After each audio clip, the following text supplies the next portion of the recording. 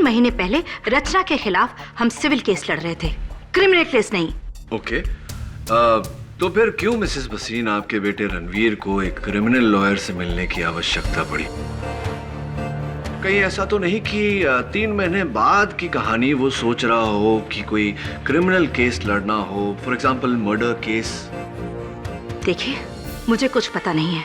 अगर मुझे पता होता तो मैं जरूर बताती। एक और बात मिसेस भसीन, एडवोकेट सुरेश अय्यर ही क्यों?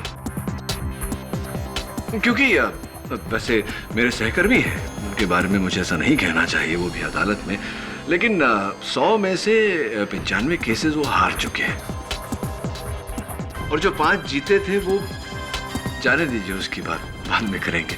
वो ही क्यों, जबकि आप लोग किसी भी अच्छे लॉयर को हायर कर सकते थे।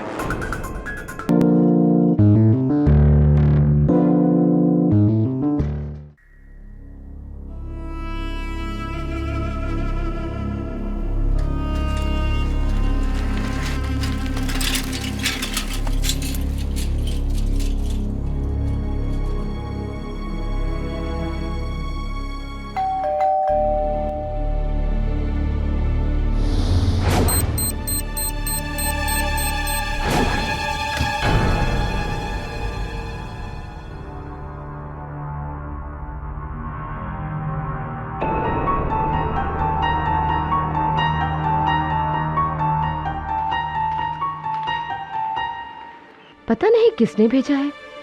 ये हैंडराइटिंग तो एक ही इंसान की हो सकती है।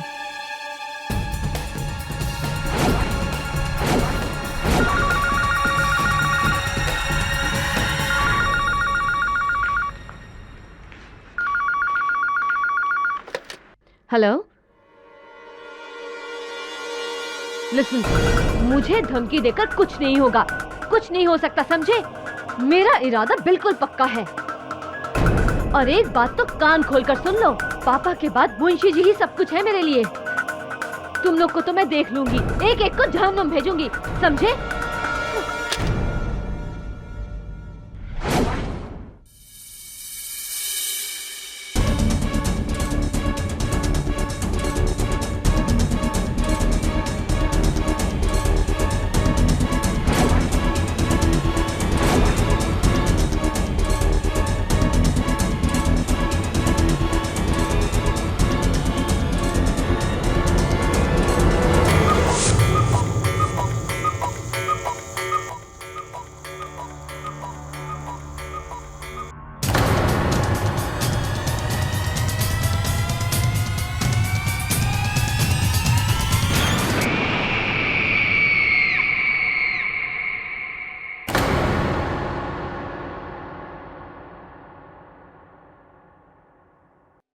मेरी ये बात समझ में नहीं आ रही है कि रचना बेटी का खुद का परिवार होते हुए भी सब कुछ उसने आपके नाम कर दिया। सुमित्रा, मैं इस बारे में रचना से बात करूंगा। मैं उससे कहूंगा कि मुझे उसका एक पैसा भी नहीं चाहिए।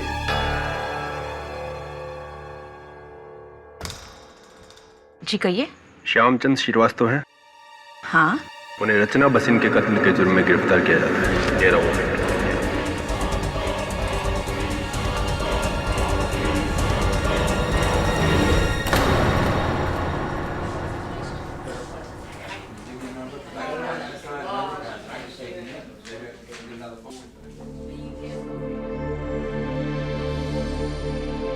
मुंशी जी, इस वसीयत के अनुसार तो रचना के जाने के बाद सब कुछ आप ही को मिलेगा।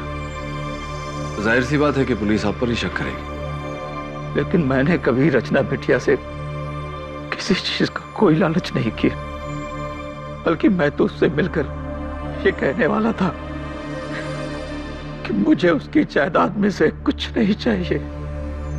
मुलाजिम से ज्यादा मैं उसका बाप था। और आप ही बताइए, भला एक बाप अपनी बेटी से कभी कुछ ले सकता है? बातों का कोई फायदा नहीं है मुंशी जी, क्योंकि अदालत जज्बात नहीं सबूत देखता है मुंशी जी। लेकिन मैंने रचना बिटिया का खून नहीं किया है। मानता हूं मुंशी जी, लेकिन अदालत में ये बात साबित कैसे करें?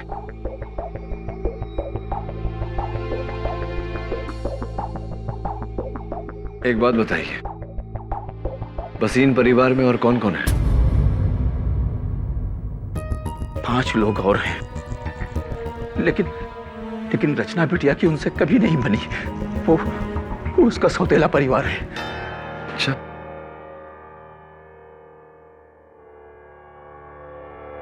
हाँ वरुण,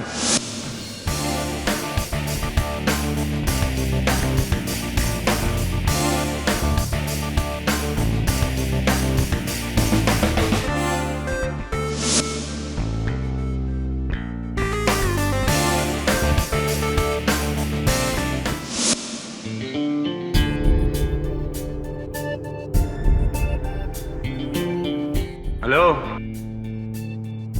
आप शायद केबल टीवी कंपनी की तरफ से आए? जी हाँ, वो क्या है ना, पूरे एरिया में नई केबलिंग चल रही है, इसलिए पुरानी केबल लाइंस बंद हो गई है। मॉम, मेरे रूम का केबल भी काम नहीं कर रहा है। इसलिए तो मैं आया हूँ।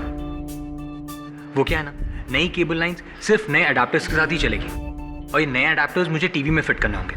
तो अगर आपकी इजाजत हो, आपकी इजाजत हो तो मैं शुरू हो जाऊँ? अब पहले मेरे रूम का केबल ठीक करने दीजिए ना, वो मेरा फेवरेट शो आने वाला है। जल्दी करना, समझे? ओके। आपका कमरा कहाँ है?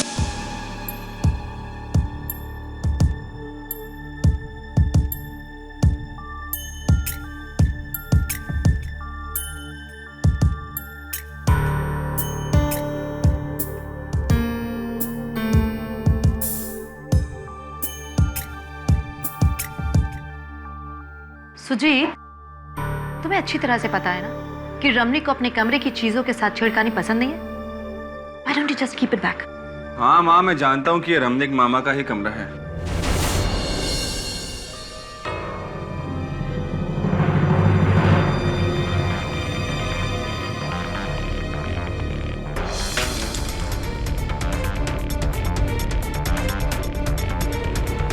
हेलो मिस्टर, और कितना वक्त लगेगा? बस 5 मिनट और। जल्दी करो। एक मिनट भैया, वो मेरे दूसरे कमरे में, मतलब दूसरे बेटे के कमरे की रूम की टीवी भी खराब है, उसको भी देख लेना। हाँ ओके मैडम।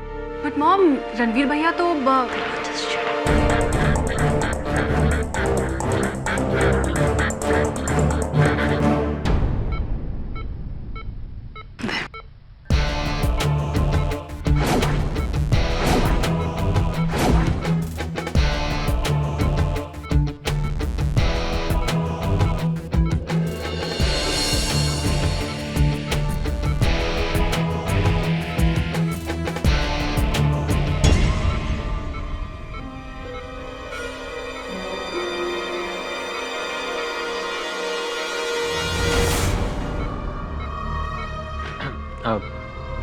आपके बेटे को क्या हुआ है?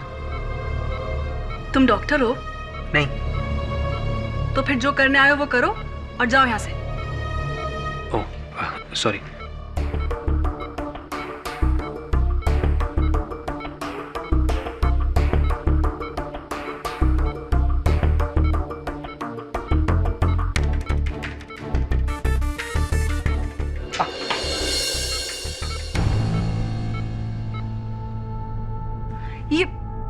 ये कैसा अनाड़ी केबल वाला है? जाओ जाके वहां वॉशरूम में हाथ धो लो। Thank you.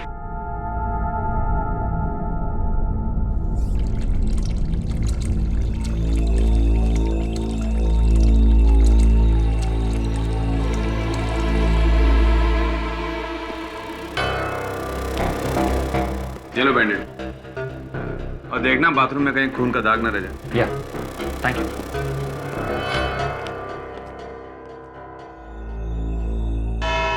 अदालत की कार्रवाई शुरू की जाए। योर ऑनर, कहा जाता है कि हर बुरे काम की जड़ होती है पैसा या तो प्यार, और ये पैसे के लिए प्यार वाला केस है। सुपरफिक्स इंडस्ट्रीज के मालिक विक्रम भसीन की 2 पत्नियां थी। बड़ी पत्नी से इकलौती लड़की रचना भसीन, और छोटी पत्नी जो यहां मौजूद है सुनैना भसीन, उनसे 3 औलादें हैं, यानी कि 2 परिवार। इन परिवार की आपस में कभी बनती नहीं थी, और विक्रम के मौत के बाद तो मानो ये दोनों सौतेले परिवार एक दूसरे के दुश्मन बन गए।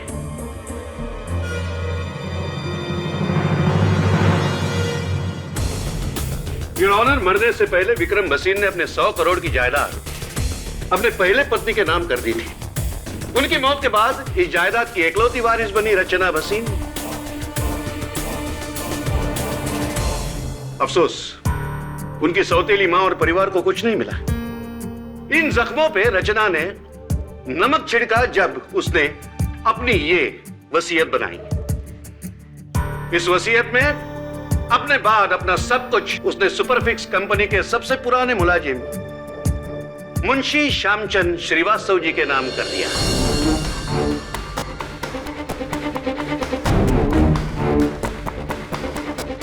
और यहां फिल्म में एंट्री होती है मेन विलन की, भोले वाले दिखने वाले मुंशी जी।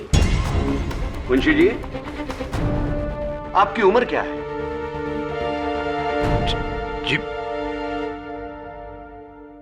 10 साल। और रचना की कितनी थी? लगभग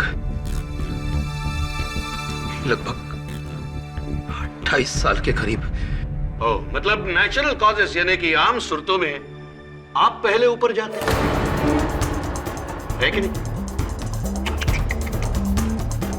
सामने लटकी हुई 100 करोड़ की गाजर चखे भी ना। दौलत का मजा तो जीते जी लिया जाता है, मरने के बाद नहीं। और आपने सोचा है कि रचना को अगर भरी जवानी में मार दूं तो सारा पैसा मेरा इंस्टेंट।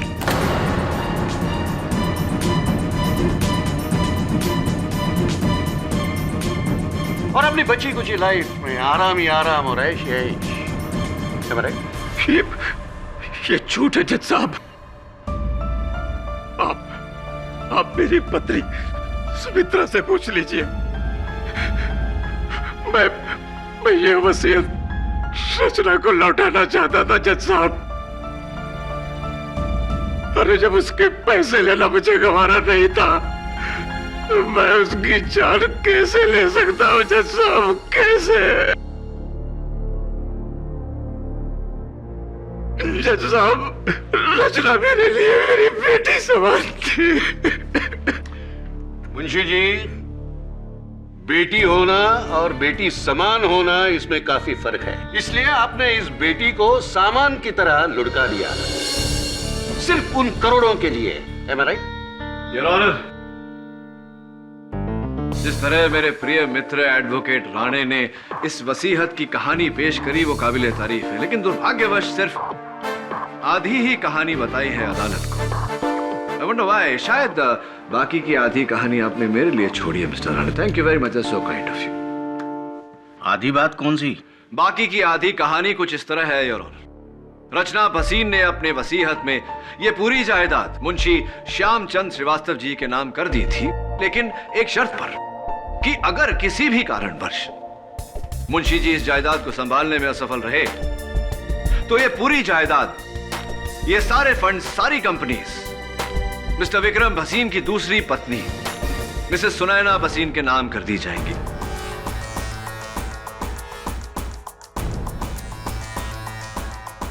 और किसी ने बड़ी शातिरता से, बड़ी होशियारी से रचना भसीन को रास्ते से हटाया और उस कत्ल का इंजाम मुंशी जी के सर मढ़ दिया।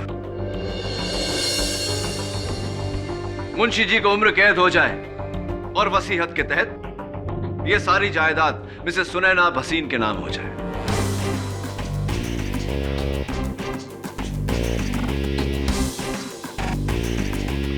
इंटरेस्टिंगली योर ऑनर, रचना भसीन के कत्ल से 2 मिनट पहले उनको एक फोन आया था। मुझे धमकी देकर कुछ नहीं होगा। सुमित्रा भसीन के परिवार से। और मुझे पूरा शक है योर ऑनर कि कातिल भी उन्हीं के परिवार का सदस्य है। जिसे तुम शक कह रहे हो केडी, वो सिर्फ एक भ्रम है। कैसे? अभी साबित कर देता हूं। वो है योर ऑनर, रचना की मौत एक लेटर बॉम्ब फटने से हुई, जिसका ट्रिगर लेटर का फ्लैप खुलने से एक्टिवेट होता था।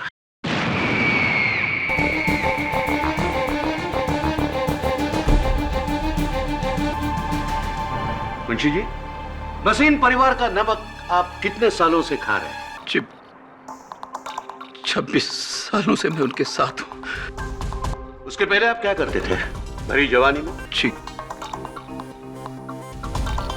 कोलकाता में था मैं। कोलकाता में क्या कर रहे थे? नौकरी, पढ़ाई या बलवाई? I object your honour. Prosecutor साहब मेरे मुवक्किल पर लांछन लगा रहे हैं। बेवजह नहीं केडी। मुंशी जी जब कोलकाता में थे तब एक उग्रवादी थे और पुलिस से भागकर मुंबई आए थे।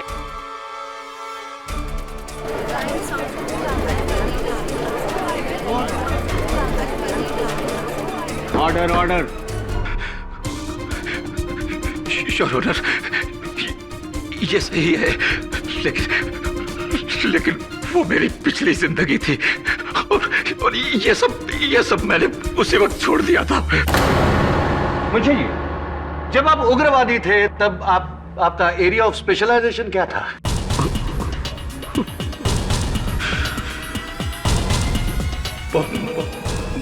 बम बनाना।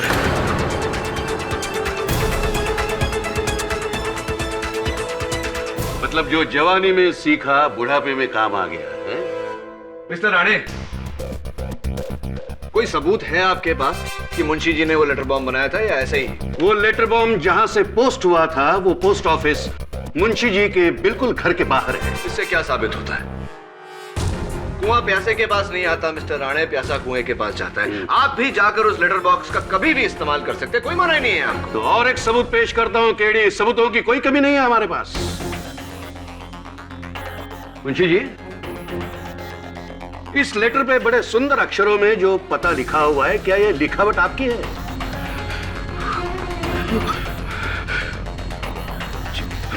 क्या ये लिखावट आपकी है? लेकिन ये मेरा लिखा हुआ नहीं है।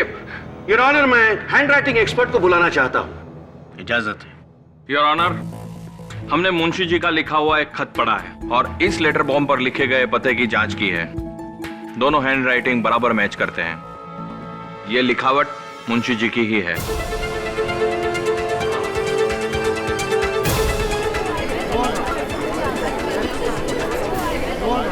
Silence please. नहीं जज साहब, ये लिखावट मेरी नहीं है। जी your witness please. Thank you mister Rane. Mister Maniktala, ये बताइए कि क्या ये मुमकिन नहीं कि किसी ने मुंशी जी की लिखावट की नकल की हो? No, I don't think so. और अगर नकल करने वाला आपकी तरह कोई हैंडराइटिंग एक्सपर्ट हो, क्या तब ये मुमकिन है? तो शायद हो सकता है, लेकिन 2 या 5% मेरे लिए काफी है। Thank you very much. Benefit of doubt. Your honour, मेरी अगली गवाह मिसेस सुनैना भसीन की सुपुत्री और रचना भसीन की सौतेली बहन मिस टीना भसीन, जो खुद एक हैंडराइटिंग एक्सपर्ट है। मिस टीना भसीन, ये बताइए कि हमने सुना है कि आपने हैंडराइटिंग और कैलीग्राफी का कोर्स किया है, क्या ये सही है? जी, मुझे बचपन से ही लिखने का बहुत शौक था। राइट। ये भी हमने सुना था कि बचपन से आप शौकिया लिखती हैं। कभी कभी अपने भाइयों के रिपोर्ट कार्ड्स पर अपने पेरेंट्स की जाली हस्ताक्षर किया करती थी। कभी कभी अपने पिताजी की लिखावट में मुंशी जी से पैसे मंगवा लेती थी आप। ये भी सही है?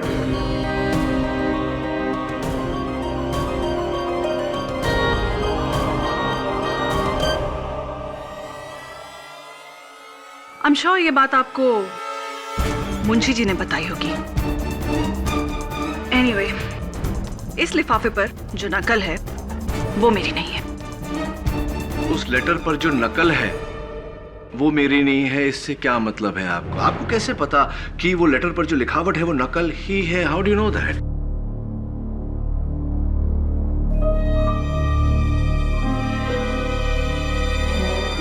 अब वो अभी आप ही ने थोड़ी देर पहले शायद। हाँ, थोड़ी देर पहले मैंने कहा था। 2 हफ्ते से टीना जी का हाथ टूटा हुआ है और टूटे हुए हाथ से किसी के हैंडराइटिंग की नकल तो क्या है, ओरिजिनल हैंडराइटिंग भी वो नहीं कर सके। Mister Rane,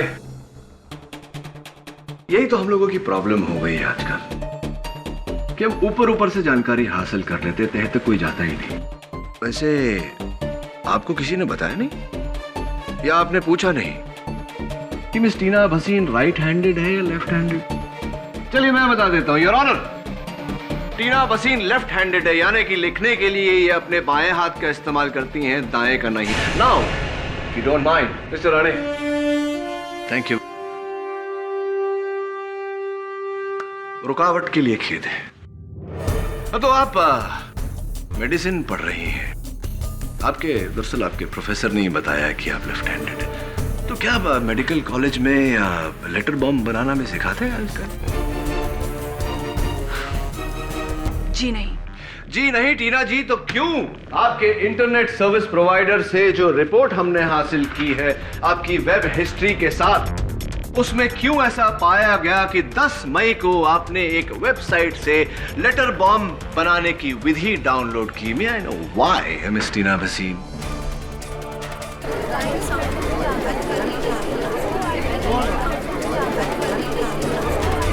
order order. अब ये मैंने डाउनलोड नहीं किया। आपके कंप्यूटर से क्या डेट बताया आपने?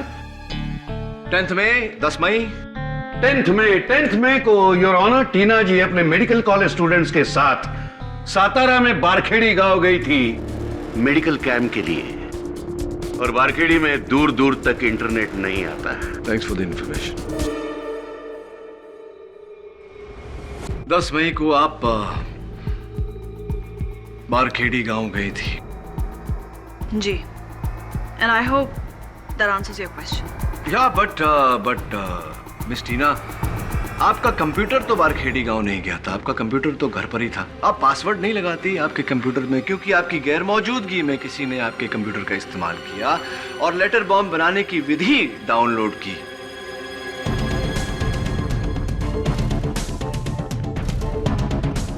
किससे पूछे? आपके भाई साहब से पूछे, सुजीत भाई साहब से। सुजीत भसीन, अदालत को बताइए कि आप क्या करते हैं, व्यवसाय क्या है आपका? जी, मैं अपने रमनिक मामा के साथ उनके फैक्ट्री में काम करता हूँ। आप अपने रमनिक मामा के साथ उनके फैक्ट्री में काम करते हैं। अदालत को यह भी बता दीजिए कि क्या बनाते हैं आप उनकी फैक्ट्री में? जी, इंडस्ट्रियल ग्लू, गोंद जो मशीनों में काम आती है वो। इंडस्ट्रियल ग्लू योर ऑनर, गोंद जो मशीनों में इस्तेमाल होता है। मिस्टर वसीम, क्या ये वही ग्लू है, वही गोंद है? जी सर, ये वही गोंद है योर ऑनर, इंडस्ट्रियल ग्लू, और इसके ट्रेसेस इस लेटर बॉम्ब पर भी पाए गए। फॉरेंसिक्स की रिपोर्ट आपके टेबल पर है। लेकिन ये यहाँ कैसे आया? यही तो हम भी सोच रहे हैं मिस्टर वसीम कि ये कहां से आया। Sticky situation. कहीं ऐसा तो नहीं मिस्टर वसीम कि आप ही हैं वो जिसने इंटरनेट से पहले लेटर बॉम्ब बनाने की विधि डाउनलोड की, फिर लेटर बॉम्ब बनाया और फिर रचना को पोस्ट किया? मिस्टर पाठक, लेटर बॉम्ब रिसीव हुआ था 11 तारीख को, मतलब पोस्ट में डाला होगा 9 या 10 को। तो लेकिन 9, 10 और 11 सुजीत अपने दोस्त की शादी के लिए बंगलोर गया हुआ था योर ऑनर। शादी के ये फोटोग्राफ्स और लेटर बॉम्ब 9 और 10 को अगर पोस्ट में डाला है मुंबई के गिरगाम पोस्ट ऑफिस में, तो इसने नहीं डाला होगा क्योंकि ये 9, 10 और 11 I get the point mister Rane, ये बेंगलोर में थे। Correct, I get the point.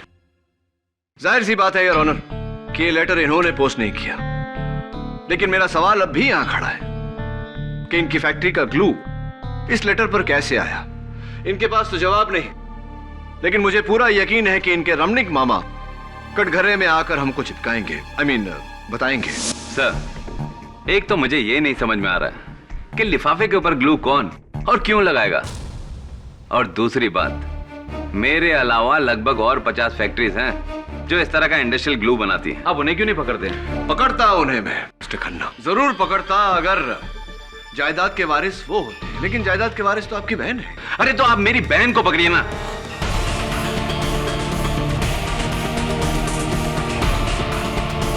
क्योंकि भसीन की जायदाद में से मुझे एक भी पैसा नहीं मिलने वाला है। जो कुछ भी है वो मेरी बहन और उसके बच्चों को मिलने वाला है। मिस्टर खन्ना, काम डाउन, आप खामखा गुस्सा हो रहे हैं।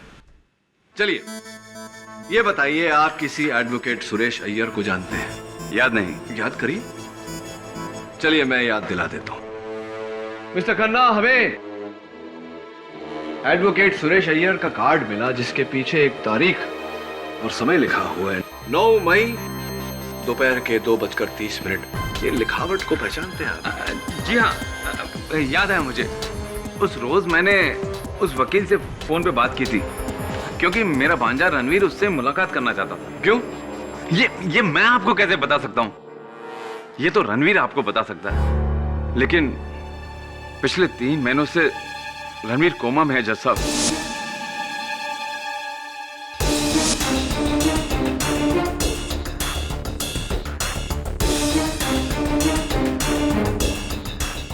अदालत को बताइए कि रणवीर जी कोमा में क्यों है। 15 मई को किसी बार में उसका कुछ लोगों से झगड़ा हो गया और किसी ने उसके सर पे बोतल दे मारी। बस तब से वो बेचारा कोमा में ही है। तो मिस्टर खन्ना, 1 मिनट केडी, इस केस की गाड़ी तुम कहां घुमा रहे हो? एडवोकेट सुरेश अय्यर का इस केस से क्या लेना? आपकी जानकारी के लिए आपको बता दूं कि एडवोकेट सुरेश अय्यर एक क्रिमिनल लॉयर है। जानते ही होंगे कि क्रिमिनल लॉयर की जरूरत तभी पड़ती है जब कोई क्रिमिनल केस होता है। और मैं मिस्टर खन्ना से जानना चाहूंगा कि 3 महीने पहले ऐसा कौन सा क्रिमिनल केस था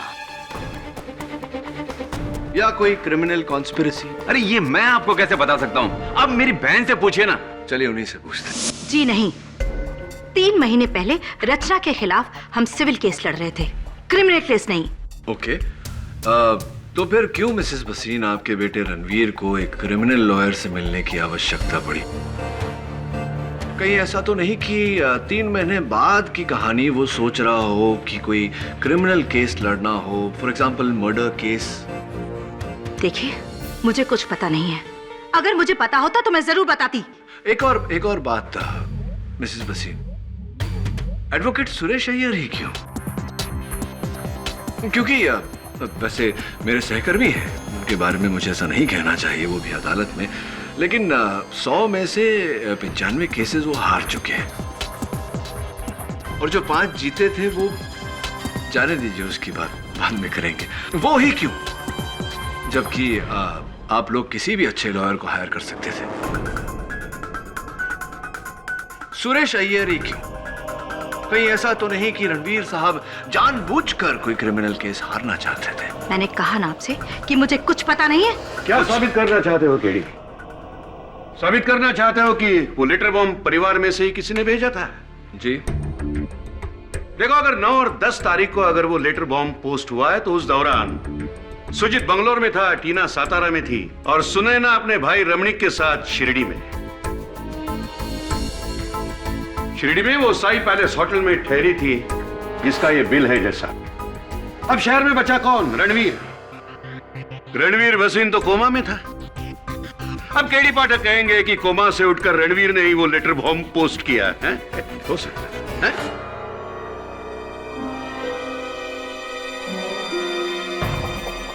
हो सकता है। What Your Honor? जज साहब, हमें कैसे पता कि रणवीर भसीन वाकई कोमा में है? हो सकता है कि वो कोमा का नाटक करके हम सबकी आंखों में धूल झोंक रहा है। मिसेस भसीन, कोई सबूत है कि आपका बेटा वाकई कोमा में है? मिसेस सुनैना भसीन, क्या आपके पास आपके बेटी की बीमारी का कोई सबूत है? योर ऑनर, मेरा नाम डॉक्टर शंकर है। पिछले 3 महीनों से मैं मिस्टर रणवीर भसीन का इलाज कर रहा हूं। उनकी सारी मेडिकल रिपोर्ट्स मैंने इस अदालत में पेश की हैं, जिन्हें देखने के बाद यह साबित होता है कि मिस्टर रणवीर पूरी तरह से कोमा में है।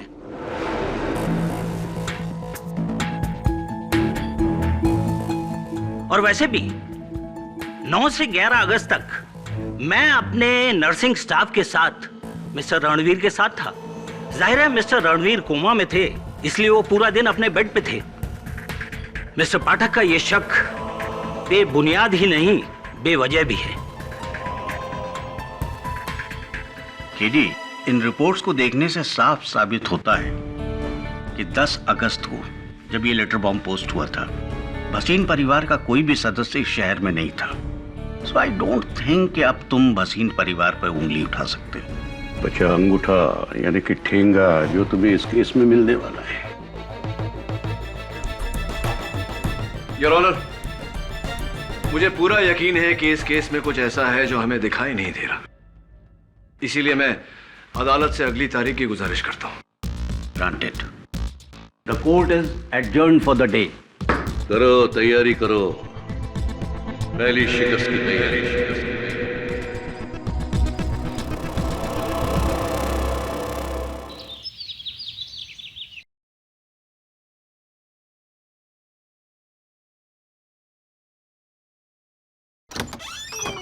Hi, Bunty. Hi, sir. Hi. Take a look at these papers. Sure.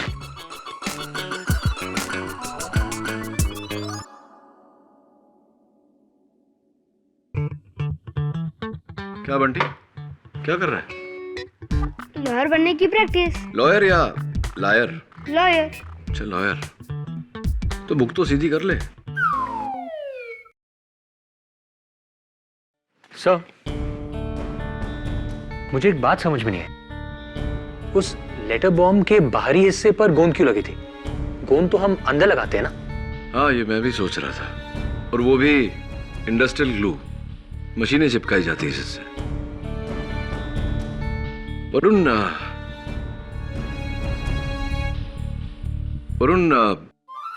इस केस से जुड़े कई सवाल हैं जिनके जवाब हमारे पास नहीं। उस लिफाफे पे गोंद का चिपका होना, क्यों रणवीर भसीन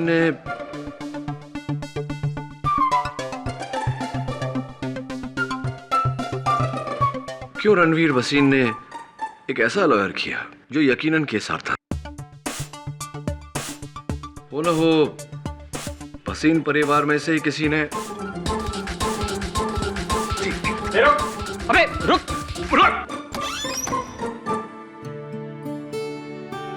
कुछ भी करता है ये बच्चा। What is this? क्लियर। पर इतनी देर तक छत पर कैसे चिपकी थी? सर, छत से याद आया, रणवीर के बाथरूम की सीलिंग पर भी अजीब सी तस्वीरें लगी हुई हैं। बाथरूम की सीलिंग पे? बाथरूम के सीलिंग पर कोई फोटो क्यों लगाए हुए? वही समझ में नहीं आ रहा है, यही बात तो मुझे अजीब लग रही है। तू एक काम कर वरुण, जरा जाके देख के रणवीर भसीन वाकई कोमा में है या कोई और खेल है इसके पीछे। कौन चेक। Right sir.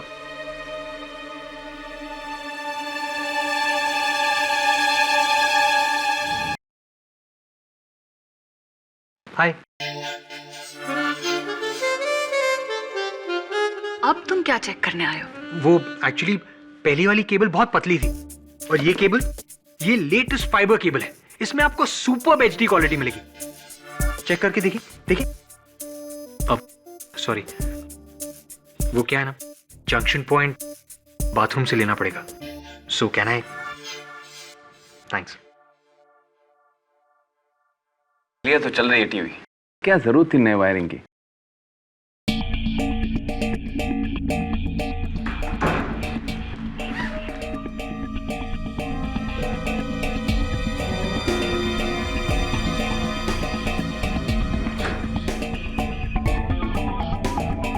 अब जंक्शन पॉइंट कहीं और से लेना होगा।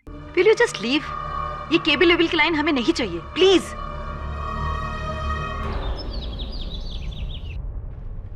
ये देखिए सर,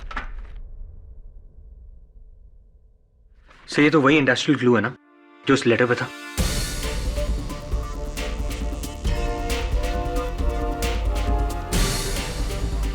इसका मतलब क्या हो सकता है? I don't know वरुण, लेकिन कुछ तो मतलब होगा। फोटो फ्रेम इंडस्ट्रियल ग्लू से बाथरूम की सीलिंग पर चिपकाया।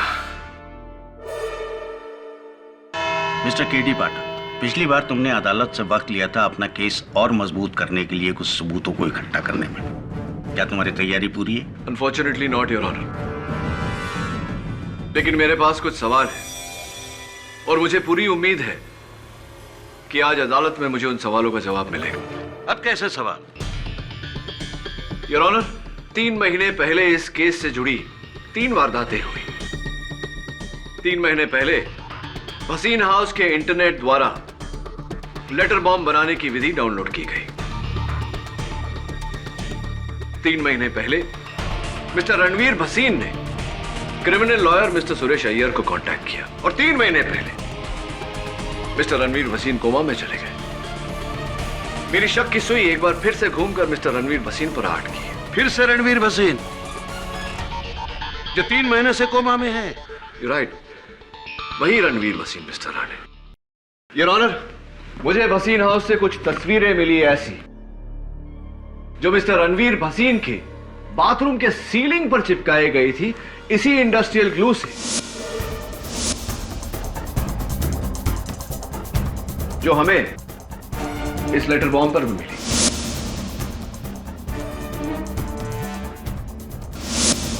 जरा सोचिए योर ऑनर, क्यों कोई अपनी बाथरूम की सीलिंग पर ऐसी तस्वीरें चिपकाएगा? मैं चाहता हूं कि उनकी माताजी मिस सुनैना भसीन आकर मुझे इस सवाल का जवाब दे। इजाजत। मिसेस भसीन, अक्सर फोटो फ्रेम्स दीवारों पर टांगे जाते हैं। अदालत आपसे जानना चाहती है कि क्यों आपके बेटे रणवीर भसीन ने वही फोटो फ्रेम्स अपने बाथरूम की सीलिंग पर लगाए थे। अजीब बात नहीं है? ये हैरत की बात आपके लिए होगी वकील साहब, लेकिन मेरे लिए नहीं। मेरा बेटा हमेशा से ही ऐसा है, जैसे अपने पैर में अलग अलग रंग के जूते पहनना, सडनली एकदम से अपने कमरे का डिजाइन चेंज कर देना, रंग बदल देना। वो दुनिया से निराला है। समझ में आती है ये बात, लेकिन फैशनेबल और डिजाइन सैवी होने का मतलब ये नहीं कि आप अपने फोटो फ्रेम्स बाथरूम की सीलिंग पर टांग दो। मेरा माना कि अजीब हरकत है तो क्या उसके लिए जेल भेजोगे उसे? आखिर क्या क्या साबित करना चाहते हो कि? योर ऑनर, कुछ है ऐसा जिस पर हाल फिलहाल मैं अपनी उंगली नहीं रख पा रहा, लेकिन जैसे इस बात का पता चल गया मैं मेरा शक सबके सामने रख दूंगा। कैसा शक? यही कि रणवीर भसीन ने कोमा की हालत में वो लेटर बॉम्ब पोस्ट किया।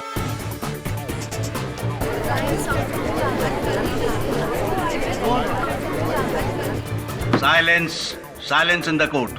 केडी, तुम्हें पता भी है तुम क्या कह रहे हो? कोमाटोस पेशेंट जो मुश्किल से अपनी पलकें तक नहीं झपका सकता, वो बिस्तर से उठकर ये लेटर बॉम्ब पोस्ट करेगा? योर ऑनर, दिमाग खराब हो गया है इस केडी पाठक का। जब जिंदों पर उंगली नहीं उठा सका तो मुर्दों को निशाना बना रहा है। राणे,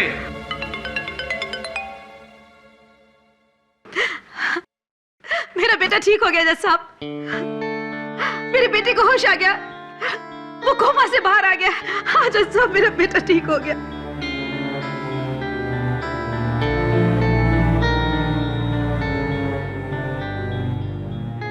योर ऑनर, इससे अच्छी खबर तो हो ही नहीं सकती।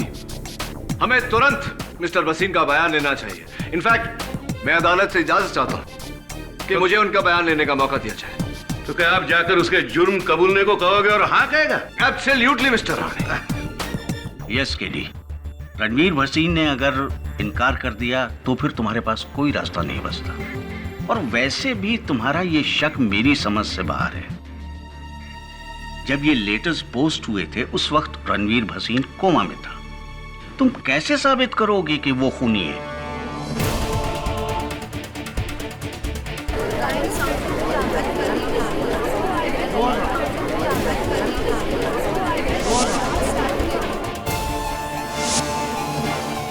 इतनी देर तक छत पर कैसे चिपकी थी?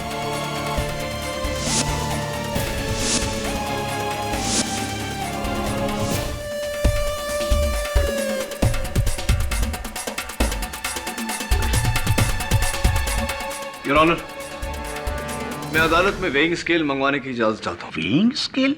लो, अभी नहीं, इंसाफ का तराजू चाहिए, लाकर दे दो इन्हें। Permission granted.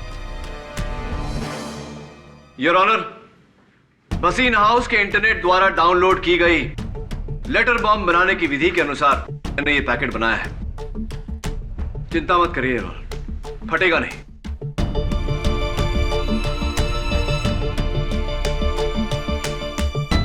$52 ग्राम्स, 52 ग्राम। अब ये फोटो फ्रेम योर ऑनर जो मिस्टर रणवीर भसीन ने अपने बाथरूम की छत पर चिपकाई थी, 52 ग्राम्स। केडी, तुम इस पहेली को सुलझाने के बजाय और उलझाते जा रहे हो। इस एक्सपेरिमेंट से क्या साबित होता है? योर ऑनर, इस केस में आगे कुछ साबित किए बिना मैं आपको इकबाल जुर्म देना चाहता हूं, लेकिन इसके लिए जरूरी है कि हम तुरंत रणवीर के पास जाएं इससे पहले कि कोई और वहां पहुंचे। Please your honour.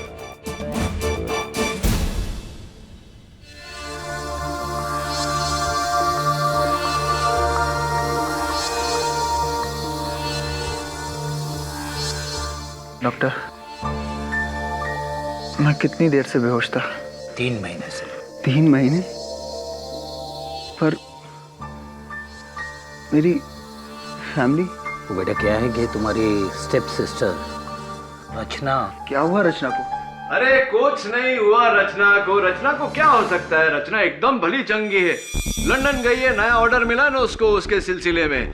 आप सोच रहे होंगे कि मैं कौन हूँ। मैं रचना का पड़ोसी, उसके बाजू में रहता हूँ।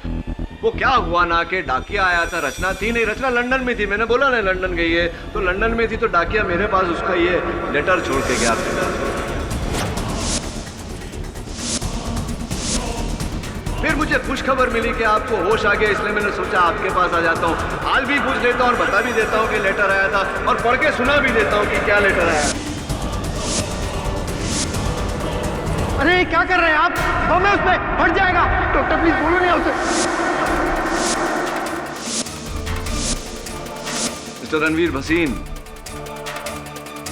इस लेटर में बम नहीं, सच था जो अब बाहर आ गया। योर ऑनर, आइए।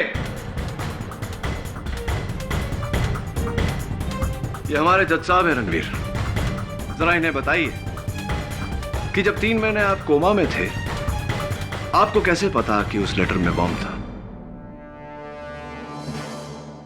तो इसका मतलब ये कोमा में नहीं था?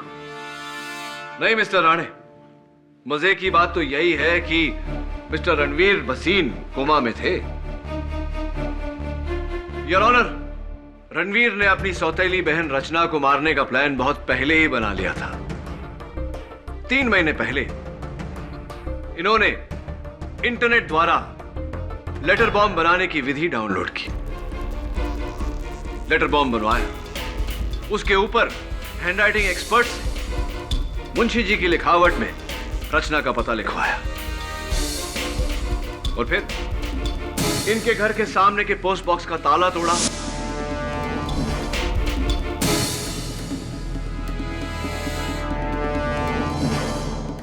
इंडस्ट्रियल ग्लू से उस लेटर बॉम्ब को पोस्ट बॉक्स के अंदर ऊपरी हिस्से में चिपका दिया।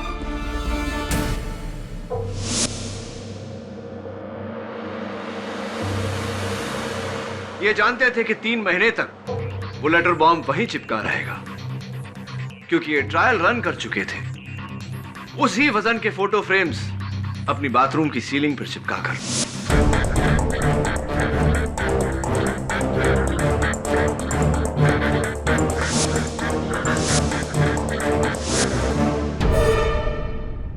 और 3 महीने बाद योर ऑनर, उस लेटर बॉम्ब पर लगे इंडस्ट्रियल ग्लू का असर जब खत्म हुआ, वो लेटर पोस्ट बॉक्स के अंदर गिरा और पोस्टमैन ने उसे रचना के घर डिलीवर कर दिया। एक मिनट केडी, तुम्हारा मतलब है रणवीर ने वो लेटर बॉम्ब अगस्त में नहीं मई महीने में पोस्ट बॉक्स में डाला? जी। और खुद को 3 महीने कोमा में भेज दिया ताकि इल्जाम उन पर ना आए, है? हाँ केडी, इल्जाम से बचने के लिए कोमा में जाने का खतरा कौन मोल लेगा? योर ऑनर, हुआ ये था कि इनका कोमा में जाना, मैं चाहता हूं कि ये खुद अपनी जुबानी अपनी कहानी अदालत को सुनाए। सुनाइए। मेरा इरादा कोमा में जाने का नहीं था। मैं तो सिर्फ 3 महीने के लिए जेल जाना चाहता था, ताकि जब ये लेटर बॉम्ब रचना को मिले तो कोई मुझ पर इल्जाम ना लगा सके। इसीलिए उस दिन बार में मैंने झगड़ा भी किया और एक ऐसे कमजोर वकील को अपॉइंट किया जो किसी भी हाल में मुझे जेल से निकालने में नाकामयाब रहता। आपके मित्र एडवोकेट सुरेश अय्यर की बात कर रहे हैं। लेकिन उस दिन बार में किसी ने मेरे ही सर पर बोतल दे मारी और मैं कोमा में चला गया। राइट। और फिर जाने अनजाने में आपका ये प्लान और भी तगड़ा हो गया, और भी मजबूत हो गया। राइट। इस मुंशी को मैंने रचना के खून में फंसाया है ताकि वो सारी जायदाद, हमारा हक मेरी माँ को मिल सके, हमें मिल सके।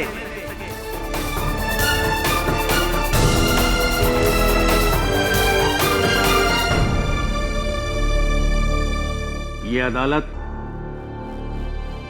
रणवीर भसीन को रचना भसीन के कत्ल के जुर्म में हिरासत में लेने का हुक्म देती है।